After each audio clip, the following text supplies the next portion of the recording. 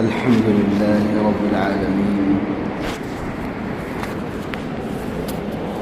والصلاة والسلام على سيد المرسلين وعلى آله وأصحابه أجمعين ومن تبعهم بإحسان إلى يوم الدين.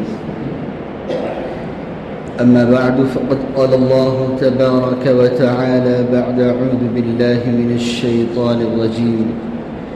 بسم الله الرحمن الرحيم. أم كنتم شهداء إذ حضر يعقوب الموت إذ قال لبنيه ما تعبدون من بعدي نعبد إلهك وإله آبائك إبراهيم وإسماعيل وإسحاق إلها واحدا ونحن له مسلمون. صدق الله العظيم. اللهم صل على سيدنا مولانا محمد وعلى آل سيدنا مولانا محمد وبارك وسلم. اللهم صل على سيدنا مولانا محمد وعلى آل سيدنا مولانا محمد وبارك وسلم. اللهم صل على سيدنا مولانا محمد وعلى آل سيدنا مولانا محمد وبارك وسلم. بزرگان محترم اور نوجوان دوستو،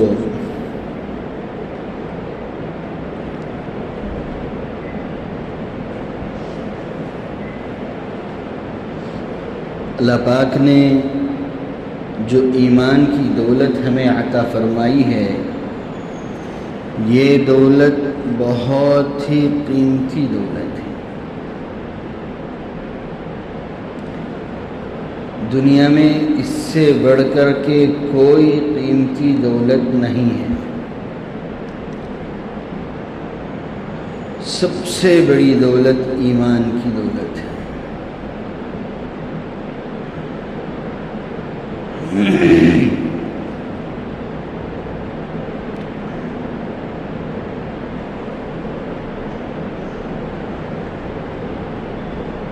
بندہ قیامت کے دن اللہ کے پاس رائی کے دانے کے برابر ایمان بچا کر کے لے جائے گا.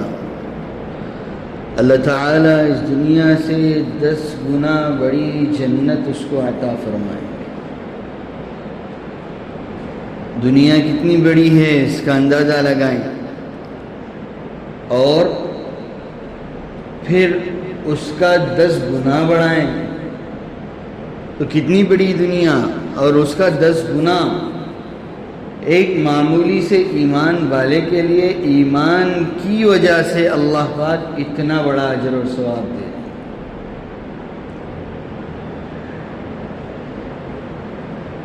فرمایا لغدوۃ او روحۃ فی سبیل اللہ خیر من الدنیا وما فیہا.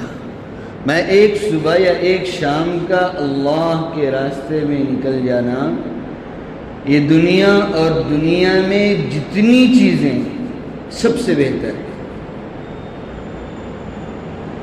چونکہ اللہ کے خاطر ہے، ایمان سے جڑی ہوئی چیز ہے،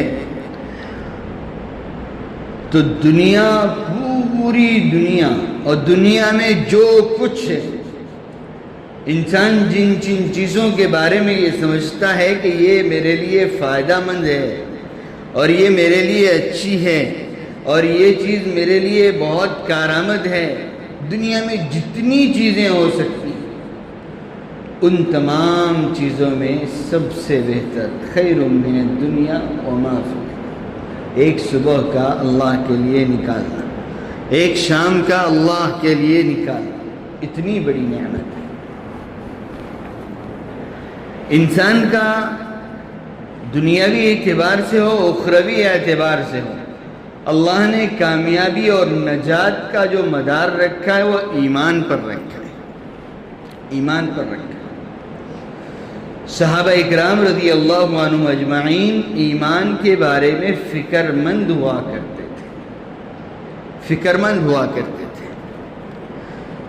اللہ کے نبی نے صحابہ اکرام کا ایسا ایمان بنایا تھا، پہاڑوں جیسا مضبوط ایمان۔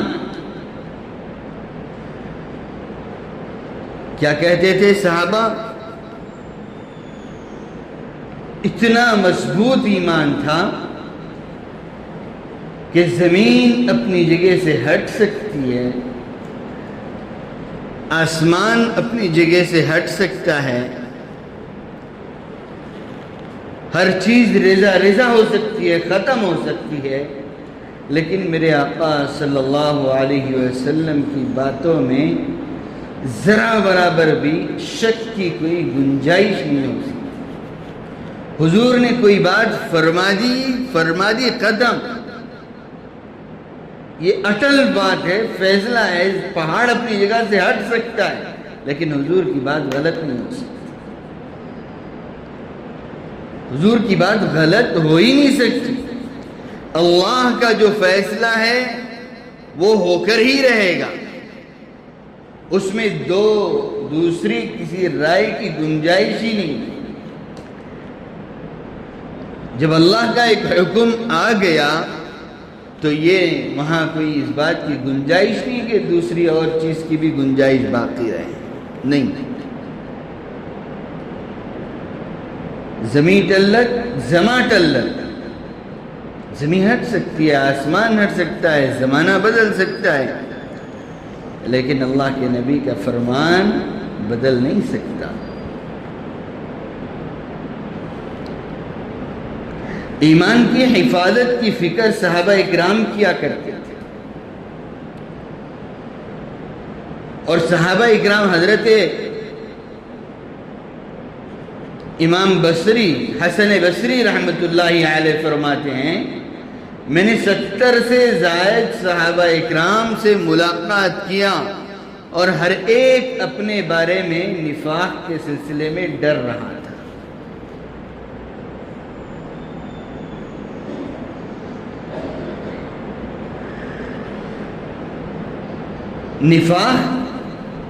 نفاق کیا چیز ہے؟ منافق کسے کہتے ہیں؟ نفاق رکھنے والے کو منافق کہتے ہیں۔ نفاق کیا ہے؟ اندر سے تو آدمی ایمان نہ لائے اللہ اس کے رسول پر، لیکن ظاہر میں کلمہ پڑھتا ہے، ظاہر میں اس بات کا اظہار کرتا ہے کہ میں مسلمان ہوں، لیکن اندر سے ایمان نہیں لاتا۔ یہ منافق ہے، اندر ایک ہے باہر ایک ہے، منافق ہے۔ منافقت کی کچھ علامتیں بتائیں۔ اب یہ تو صاف صاف ہے کہ اندر سے تو ایمان موجود نہیں ہے اور اوپر سے ایمان کا اظہار کرتا ہے۔ اس کو تھوڑا سا گہرائی میں لے کر جائے۔ ایک ہے پکا مومن، ایک ہے کچا مومن، ایک ہی پکا ایمان والا، مضبوط ایمان والا، اور ایک ہے کہ ایمان کے اندر کمزوری موجود ہے۔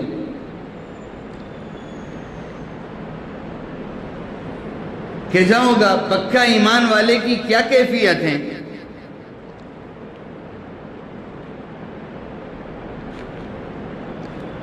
اس کی کیفیات احادیث میں بیان کی۔ ذاق طعم الایمان من رضی باللہ ربا وبالاسلام دینا وبمحمد صلی اللہ علیہ وسلم نبیا ورسولا۔ ایمان کا مزہ وہ بندہ چکھ لیا جس نے اس بات پر راضی ہو گیا، جو بندہ اس بات پر راضی باللہ رب، کہ اللہ کو رب ماننے پر وہ راضی ہو گیا، اللہ کو اپنا رب مانتا ہے، اللہ کو اپنا پالنہار مانتا ہے، مجھے پالنے والا، کھلانے والا، پلانے والا، میرے کپڑوں کا انتظام کرنے والا، میری روزی روٹی کا انتظام کرنے والا، مجھے ہر چیز کی میری ضروریات کو پورا کرنے والا اللہ۔ رضی باللہ رب وبالاسلام دینا، اور مذہب کے تعلق سے یہ مان لیا کہ میرا مذہب اسلام ہے. اللہ نے جو طریقہ حضور پاک صلی اللہ علیہ وسلم کے ذریعے سے دیا ہے ہم کو، اسی کا نام اسلام ہے، شریعت ہے. تو یہ مان لیا کہ میرا دین، میرا مذہب اسلام ہے، اور اس پر جم گیا، اس پر جم گیا. اور اس بات کا بھی اقرار دل و جان سے کیا، وَبِ مُحَمَّدٍ النَّبِيَّ صلی اللہ علیہ وسلم، کہ محمد صلی اللہ علیہ وسلم اللہ کے نبی اور آخری نبی اور آپ کے آخری پیغمبر ہیں. اس کو دل میں اتار لیا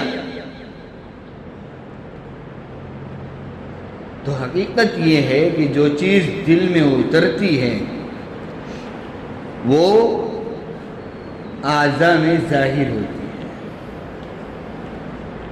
آدمی اندر سے جیسا ہوتا ہے باہر اس کا اظہار ہوتا ہے. یہ ایک غلط فہمی ہے لوگوں کے درمیان کہ اندر سے اچھا ہونا چاہیے، اوپر چاہے جیسے بھی ہو. نہیں، یہ دل کو خوش کرنے کے لیے تو اچھی بات ہے، دل کے اطمینان کے لیے تو اچھی بات ہے، لیکن اندر جیسا ہوتا ہے تو اس کا اظہار باہر ہوتا ہے.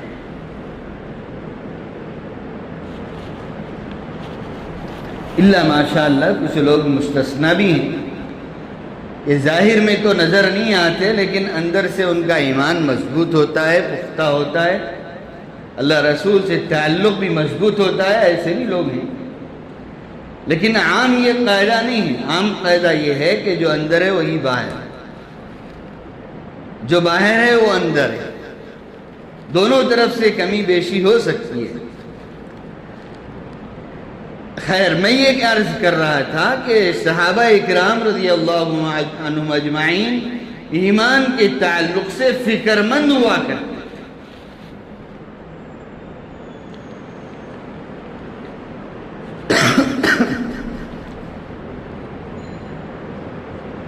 اور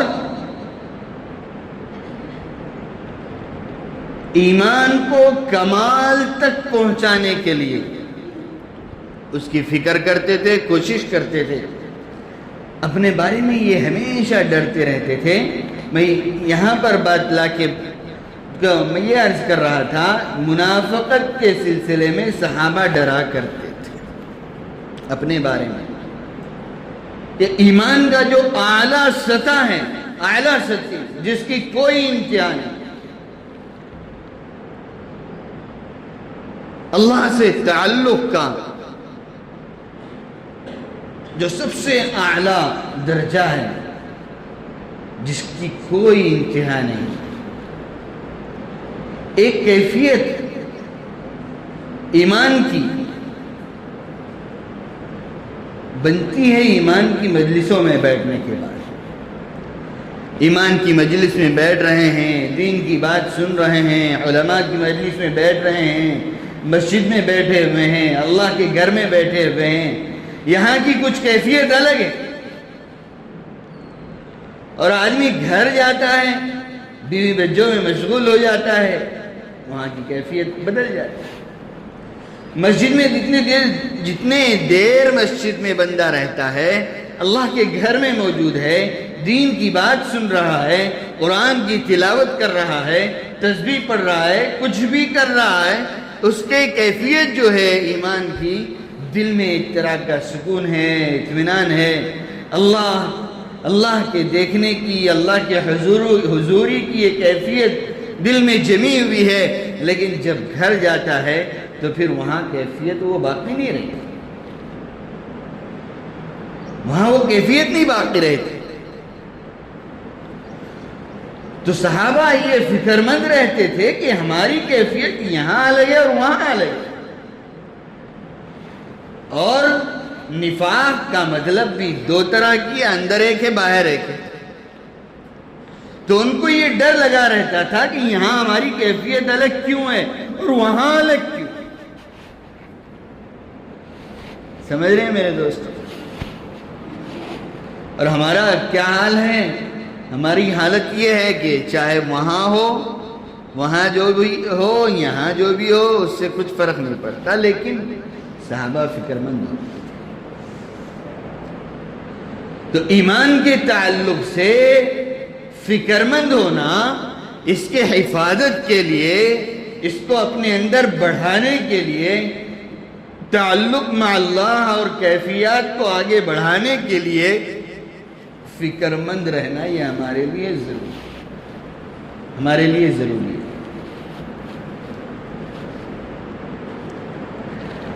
اور اس سے ہٹ کر کے ایک اور بات کہوں،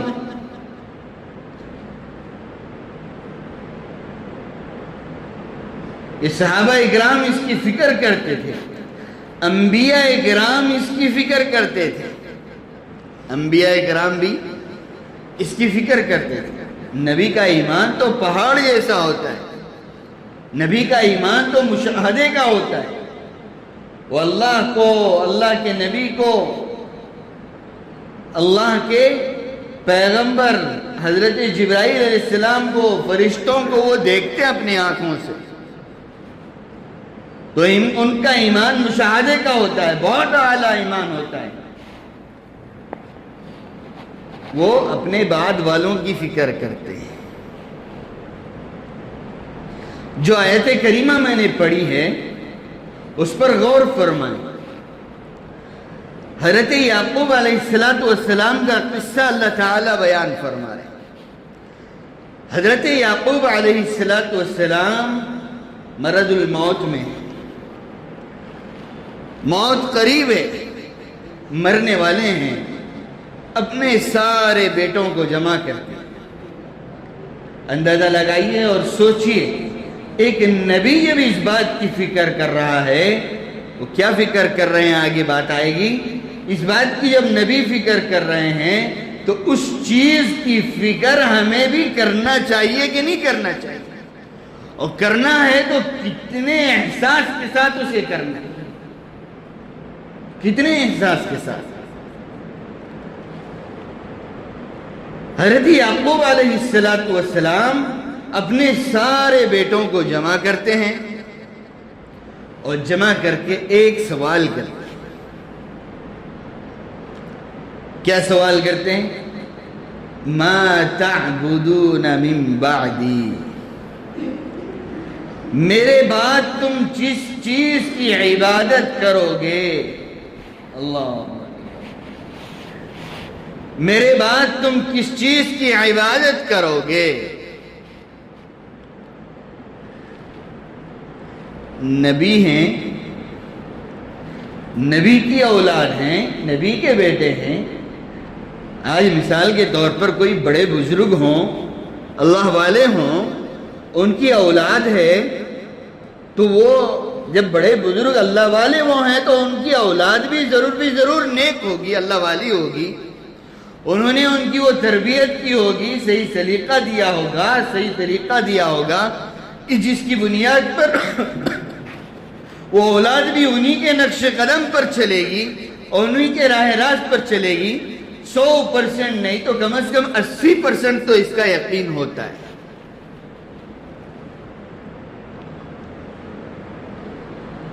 کہ اولاد باپ کے نقش قدم پر چلتی ہے.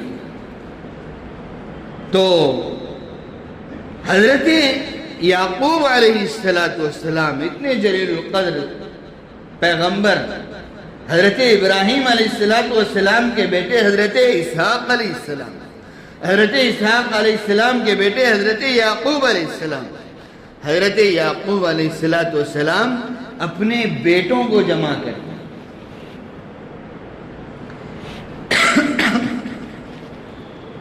جمع کر کے پوچھ رہے ہیں ما تعبدون من بعدی. اور وہ بیٹے ایک سے ایک بیٹے زبردست علم والے، ایسے نہیں کہ بڑے معمولی لوگ تھے، بڑے علم والے، اور ہر ایک سے بڑے بڑے خاندان نکلے، بڑی تاریخ ان کی. ایسے بیٹوں کو جمع کر کے باپ والد محترم مرنے کے قریب میں بچوں سے یہ سوال کر رہے ہیں، ما تعبدون من بعدی، میرے بعد تم کس چیز کی عبادت کرو گے؟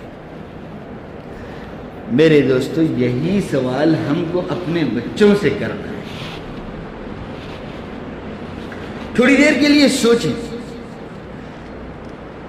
اگر میں چلا جاؤں اس دنیا سے، یہ ماحول ہمارا ہے موجود آج، کچھ نہ کچھ دینی اٹھک بیٹھک ہے، کچھ نہ کچھ ہم مسجد آ جاتے ہیں، کبھی 5 وقت ہی صحیح، کبھی 8 دن میں 1 وقت ہی صحیح، کسی نہ کسی اعتبار سے ہم مسجد سے، اللہ کے گھر سے جڑے ہوئے ہیں۔ آگے ہمارے بچوں کا کیا ہوگا؟ ہمارے بچے ایمان پر باقی رہیں گے کہ نہیں رہیں؟ ایک تو اپنے ایمان کی فکر کرنا ہی کرنا ہے، ساتھ میں اپنے اولاد کے ایمان کی فکر۔ آج اسکولوں کا کیا حال ہے، کانوینٹوں کا کیا حال ہے، جہاں ہمارے بچے 24 8 گھنٹے وہاں جا کر کے پڑھ رہے ہیں، اس ماحول میں رہ رہے ہیں 8 گھنٹے، اور وہاں ان کو کیا سکھلایا جا رہا ہے، کس ماحول میں ان کی پرورش کی جا رہی ہے۔ ماں باپ کبھی اس بات کی جانب فکر مند نہیں ہوتے۔ کبھی بچوں سے پوچھیں کہ بیٹا آج ٹیچر نے کیا پڑھایا، کبھی یہ پوچھنے کی توفیق نہیں ہوتی۔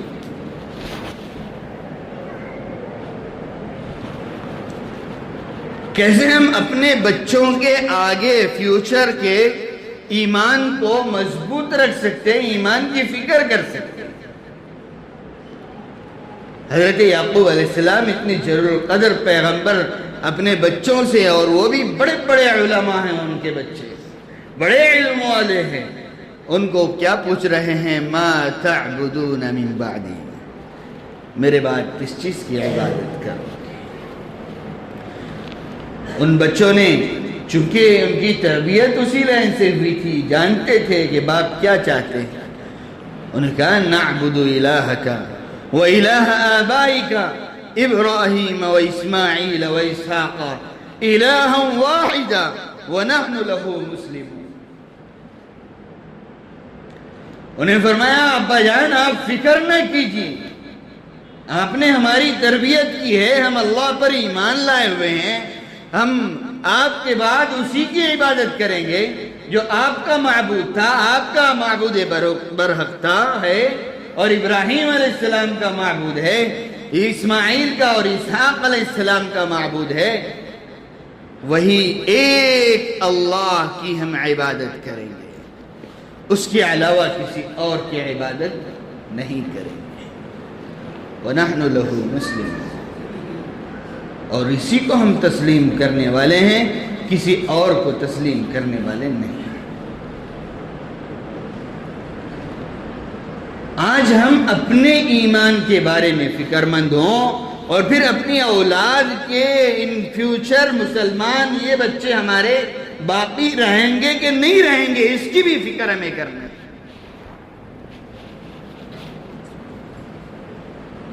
جس ماحول میں ان بچوں کا اٹھنا بیٹھنا ہے، کالج میں، اسکول میں، اور پھر اسکول سے ہائی اسکول آئیے، ہائی اسکول سے کالج میں آئیے، کالج میں فرسٹ ایئر سیکنڈ ایئر ہوتے ہوتے ایمان کے جنازے نکل رہے ہیں۔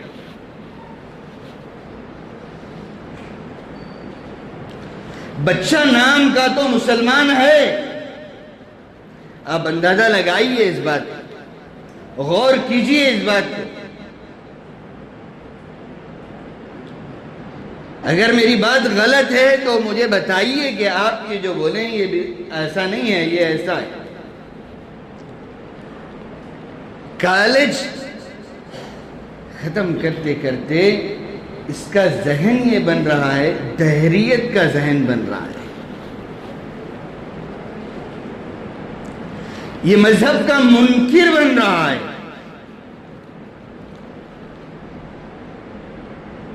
بچہ مذہب کا منکر بن رہا ہے، وہ یہ سمجھتا ہے کہ نماز روزہ کوئی ضروری نہیں ہے، مذہب لوگ اپنی اپنی خود بنا لیے سن، کوئی ضروری نہیں ہے، ہر آدمی اپنے مذہب آزاد ہے، جو جیسا سمجھ میں آئے ویسا کرے، کوئی ضروری نہیں ہے یہ مذہب یہ مذہب یہ مذہب، لوگاں اپنے اپنے بنا لیے سو ہے۔ نماز ضروری نہیں ہے، روزہ ضروری نہیں ہے، کیا ضروری ہے؟ وہ بھی بندہ جس کا یہ ذہن بنا ہوا ہے وہ بھی مسجد آ رہا ہے، نماز بھی پڑھ رہا ہے، کیوں؟ آس پاس لوگوں کو دیکھتا ہے، ماحول میں دوست احباب کو دیکھتا ہے کہ وہ نماز کو جا رہے ہیں، چلو چلو، لیکن جب اس کے دل میں یہ بات بیٹھ گئی، کھٹک بیٹھا کہ نماز ضروری نہیں ہے، جس کے بارے میں اللہ نے قرآن مجید میں بے شمار آیتوں میں نماز کی فرضیت نازل فرمائی، نماز کا اس نے انکار کیا، ایمان ختم ہو گیا، ایمان ختم ہو گیا۔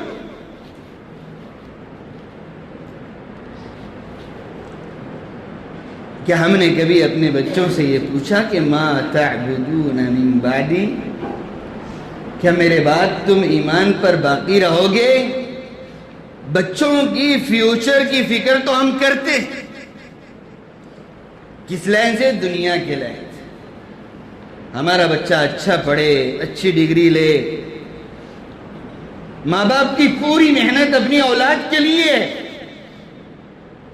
اپنے بچوں کے لیے، بچیوں کے لیے، اسی کے لیے گھر بناتا ہے، اسی کے لیے پلاٹیں خریدتا ہے، اسی کے لیے رات دن پسینہ نکال کر کے اسی کے لیے کوشش کرتا ہے، لیکن کبھی اس کے ایمان کی فکر ہم نہیں کرتے۔ جو بڑی ذمہ داری تھی ہمارے اوپر، بڑی ذمہ داری تھی ایمان کی فکر کی،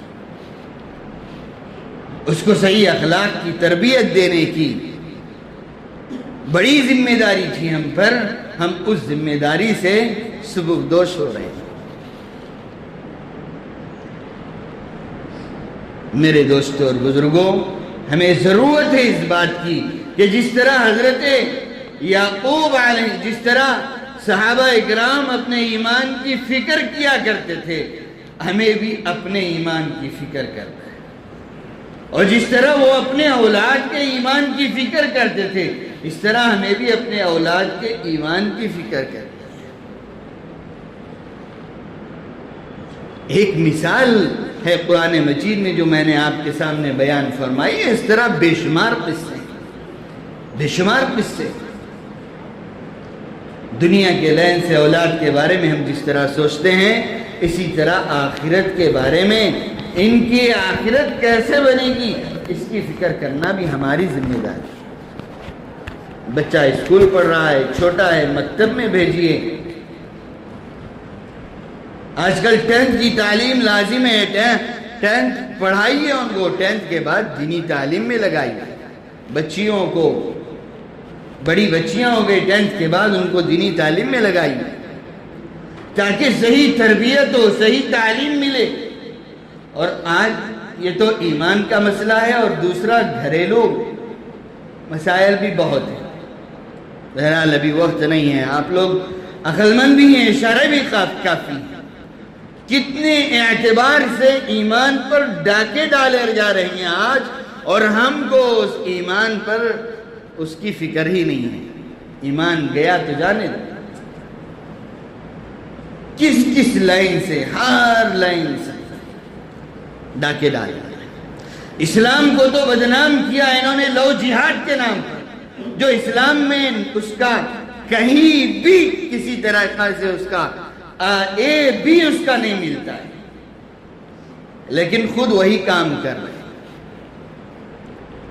وہی کام خود کر رہے ہیں، اور ہماری بچیوں کا حال کیا ہے ہم خود جانتے ہیں۔ ایمان پر ڈاکے کس کس لائن سے ڈالے جا رہے ہیں اس کی جانب اشارہ کر رہا ہوں، اور ان تمام چیزوں کے بارے میں ہم سب کو ہوشیار رہنا ضروری ہے، ہم سب کو ہوشیار رہنا ضروری ہے۔